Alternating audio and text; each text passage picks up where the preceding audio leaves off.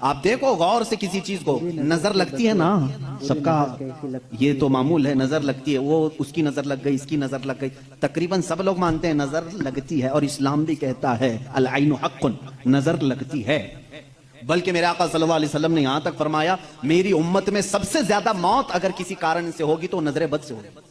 حضور نے فرمایا ہے طبعی نیچرل ڈیتھ کے بعد، نیچرل طبعی موت کے بعد اگر کسی وجہ سے کسی بیماری سے سب سے زیادہ موت ہوتی ہے تو نظر بد سے ہوتی ہے۔ وہ پتہ نہیں ہوتا سب کو، اس کی علامتیں تک حضور صلی اللہ علیہ وسلم کی احادیث میں گنائی گئی ہیں۔ نظر بد ہو جائے تو کیسے پتہ چلے گا؟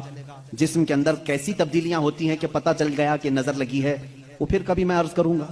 لیکن نظر لگتی ہے یہ سب کو معلوم ہے، اور جدید تحقیقات کے اعتبار سے بھی اگر میں آپ کو بات کروں، پھول کو اگر زیادہ دیر تک تم دیکھتے رہو گے تو مرجھا جائے گا، کیونکہ ہماری آنکھوں کا زہر اس پر پڑتا ہے اور اس کی طبیعت مرجھا جاتی ہے۔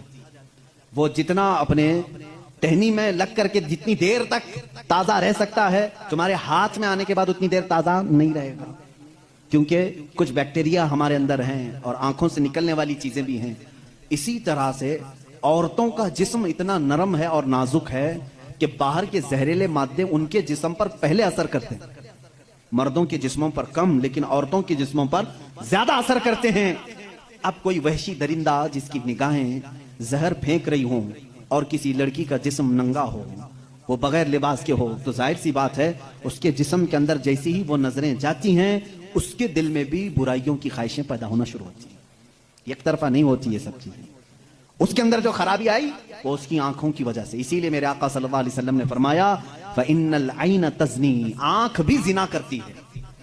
حضور صلی اللہ علیہ وسلم نے فرمایا آنکھ بھی زنا کرتی ہے۔ اب مجھے بتاؤ میرے عزیزو، اسلام نے اتنی جو حفاظت کی ہے عورتوں کی، اس کو تم کہہ رہے ہو زور